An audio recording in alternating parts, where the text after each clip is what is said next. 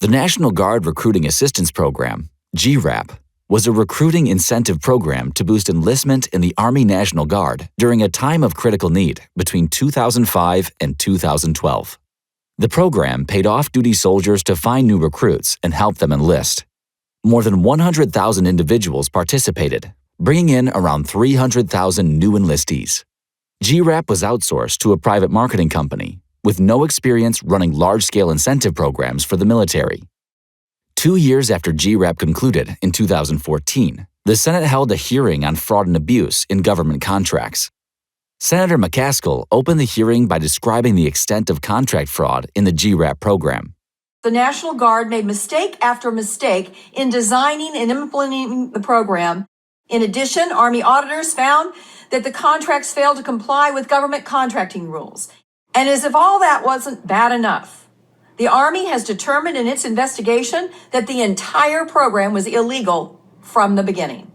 Will there be accountability to those individuals that basically took the authority to institute this program? The answer is no. Instead, the head of the Army Criminal Investigation Division flipped the narrative, completely changing the purpose of the hearing and stated, without proof, that the fraud was committed by those who did the recruiting, not the Army who drafted and awarded the contract to a company with no experience and no oversight. Accepting that premise, Senator McCaskill asked the generals to ensure that all involved would be punished. I'm really concerned that there are going to be people that wear a uniform that are going to beat this by virtue of the statute of limitations, or they're only going to get titled, not going to lose benefits. Titling means that someone has been identified for investigation by military law enforcement. The decision to title someone simply only requires information that a person might have committed an offense.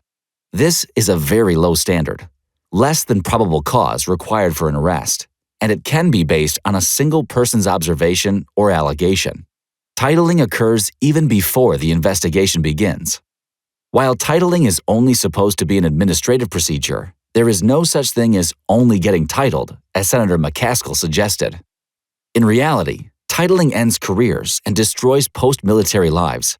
Promotions, security clearances are suspended or withheld, and future civilian employment, licenses, permits, and benefits can be denied for up to 40 years when someone is titled.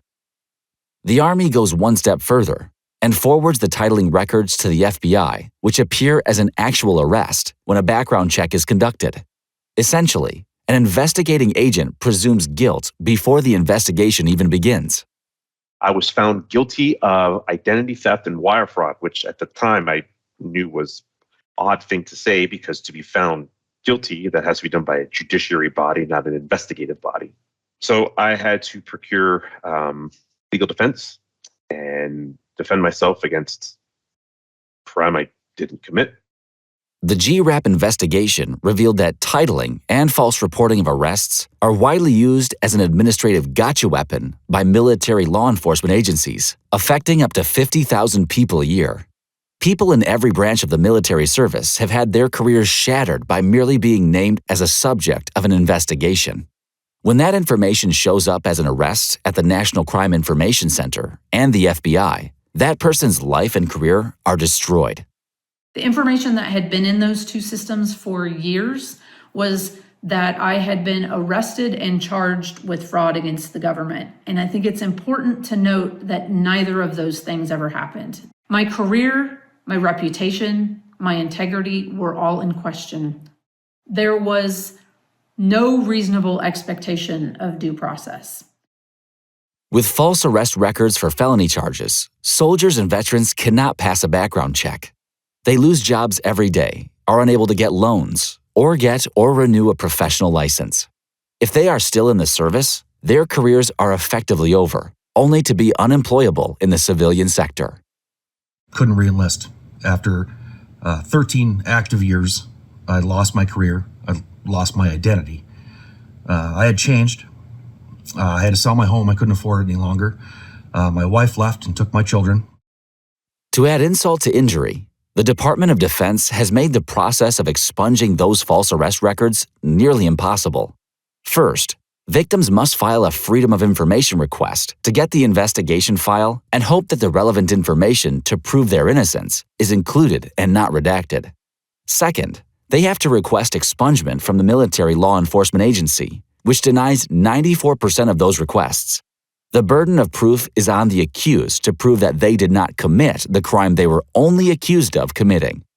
The enormity of this issue, the unchecked violations of constitutional law, the extraordinary damage done to our brave soldiers and veterans who have served our country stain the military justice system.